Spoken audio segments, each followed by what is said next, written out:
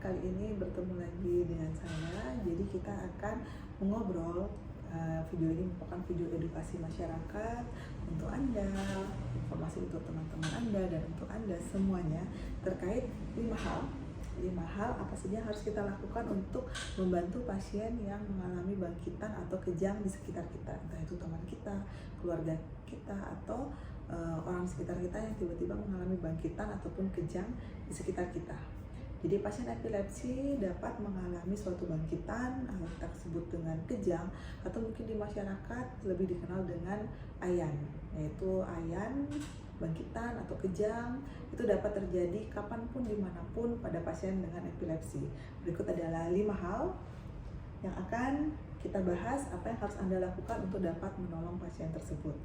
Yang pertama adalah jangan panik. Mengapa? Karena saat Anda panik, Anda akan melakukan hal-hal yang justru membahayakan atau melukai pasien. Jadi tenangkan diri Anda untuk dapat membantu pasien epilepsi yang mengalami bangkitan atau kejang atau ayan di sekitar Anda. Pertanyaan yang tersering adalah, dokter, apakah perlu saya masukkan sendok ke dalam bibir pasien? Jawabannya tidak. Jadi Anda saat panik justru akan mengambil sendok atau benda keras atau benda lainnya yang dimasukkan ke bibir pasien dengan tujuan untuk mencegah pasien menelan lidahnya, dan itu adalah mitos. Pasien epilepsi tidak akan menelan lidahnya. Justru benda-benda yang Anda masukkan ke dalam bibir pasien dapat membahayakan pasien yang mengalami bangkitan atau kejang. Oke, kemudian yang kedua yang Anda harus lakukan adalah jauhkan benda-benda berbahaya dari sekitar pasien. Pasien epilepsi yang mengalami bangkitan atau kejang atau ayan akan mengalami suatu kelenjotan seluruh tubuh umumnya, dan pasien tidak sadar. Jadi pada kondisi tersebut jauhkanlah benda-benda yang berbahaya seperti meja, kursi, alat-alat tajam seperti gunting ataupun pisau dari sekitar pasien. Saat pasien mengalami bangkitan, Anda juga harus membantu pasien bernafas lebih lega dengan membuka kerah baju pasien. Jadi pasien dapat mendapatkan oksigen atau dapat bernafas dengan baik.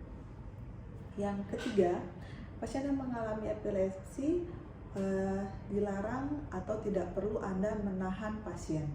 Jadi menahan pasien yang sedang mengalami kelojotan atau mengalami epilepsi justru dapat membahayakan pasien. Pertanyaan yang sering kami terima adalah, apakah benar pasien epilepsi perlu kami ikat atau kami tahan agar menghentikan gerakan atau kelejotan saat bangkitan atau kejang atau ayan? Jawabannya tidak. Anda tidak perlu mengikat, Anda tidak perlu menahan gerakan pasien saat pasien mengalami bangkitan. Jadi yang perlu Anda lakukan justru menghindari kondisi tersebut. Dalam artian hindari untuk mengikat atau menahan pasien karena dapat membahayakan kondisi pasien, seperti pasien dapat mengalami luka, kemudian dapat mengalami fraktur atau patah tulang akibat kerasnya tahanan yang Anda berikan. Kemudian yang selanjutnya yaitu yang keempat, yaitu miringkanlah kepala pasien atau tubuh pasien saat pasien mengalami bangkitan.